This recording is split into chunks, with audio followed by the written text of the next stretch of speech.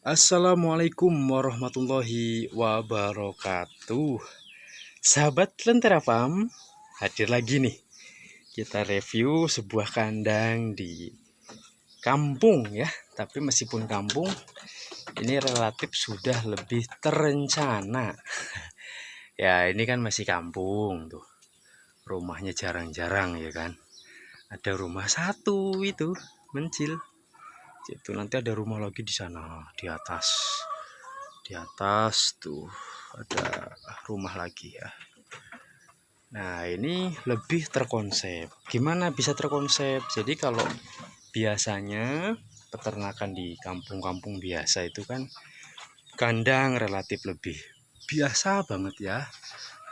Ala kadarnya ini sudah lebih rapi ya, terencana, ukurannya juga dia sekitar 4 ya, 4 meter lebarnya, panjangnya lumayan, ini konsepnya mungkin bisa 5 meter ya. Kalau full ke sana bisa sampai 10 meter, 4 kali 10 meter, berarti ini rencananya mungkin nantinya ya. Saat ini baru 4 kali 5 meter atau 4 kali 6 meter lah kurang lebih ya, 4 kali 6 meter ini gitu. Terus juga dia mulai ketinggiannya nih standar ya, pelan-pelan gitu dengan model yang ada. Ketinggiannya bikin kandangnya sudah lebih standar. Dari segi hewannya juga ya, dia dombos nih, dia menyilangkan antara dombos dan lokal Garut, karena di daerah Pangandaran umumnya masih ke bawah ya. Untuk jenis domba ini senangnya domba Garut, dia silangin dengan pejantan dombos. Sudah mulai meningkat ini konsepnya, dia sudah paham tentang peningkatan genetik ya. Tapi sebetulnya ini kan betina juga nih, sama-sama betina ya rekan-rekan Lentera. Ini betina dombos, ini betina domba Garut ya. Nah, ini pejantannya, ini dombos pejantannya. Tuh. Ya, itu indukan yang ketiga. Jadi ini memang meskipun masih sedikit ya, 3 betina dan 1 pejantan, tapi sudah lebih terencana. Dia mungkin dulunya melihara domba Garut seperti ini. Nah, domba Garut nggak punya telinga, punya telinga tapi daun telinganya nggak ada ya. Ini pelan-pelan sudah mulai dijual, sisa 2 ya domba Garutnya. Dia beli sepasang dombos jantan dan betina. Jadi sekarang sudah ada kenaikan genetiknya. Nah, ini hasil yang sudah didapat ya. Ini betina Garut disilangkan dengan pejantan dombos, dan anaknya memang masih kuat ke Garut. Nah, ini 2 hitam semua, ikut kuat ke ibunya, sedangkan dombosnya ini dia masuk di posturnya ya. Nanti genetik peningkatan ADG-nya. Ini baru berapa infonya ya? Belum lama, belum sampai sebulan, 3 mingguan lah ya. 3 mingguan sudah lumayan sebesar ini. Tuh ya. Inilah kelebihan kalau kita memelihara genetik atau bibit yang bagus. Memang di mana-mana konsep bibit itu tidak pernah bohong ya. Meskipun agak di atas sedikit harganya, tapi hasilnya nggak ngujiwani. Memang ini secara warna kuat ikut induknya, tapi secara pertumbuhan ADG-nya dia ikut bapaknya yang dombos ini. Ini belum ada 1 bulan sudah seperti ini ya. Gitu, kebayang aja 3 bulan sudah seperti apa. 5 bulan dia udah bisa dijual pedaging, ini udah besar nanti bobotnya, bisa 30 sampai 40 kilo ya.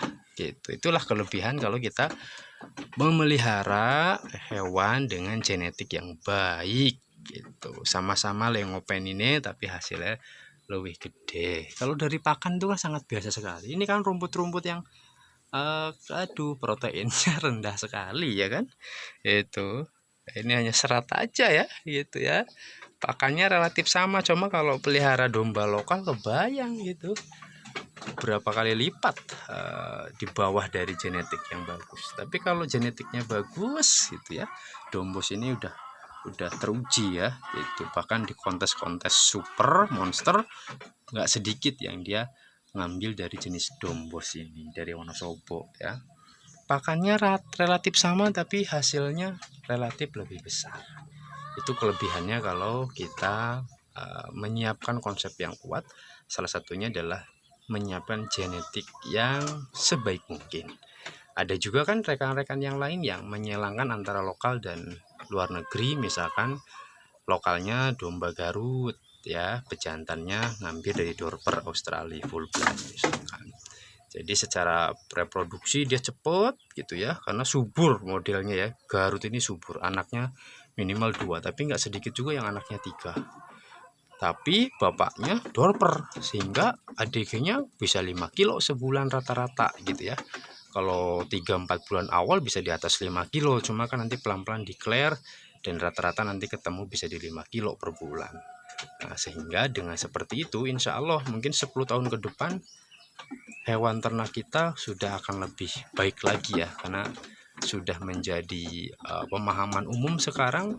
Teman-teman peternak kecil juga mulai sadar pentingnya memiliki hewan ternak dengan genetik yang sangat bagus gitu. Nah, ini salah satu contoh, meskipun di kampung tapi sudah mulai terbuka dengan perkembangan ilmu ya, perkembangan peternakan. Dia sudah mulai pelan-pelan mengikuti, minimal dari koleksi yang ada ya dia jual untuk beli perbaikan genetiknya di Dombos sepasang ya dengan yang di sana.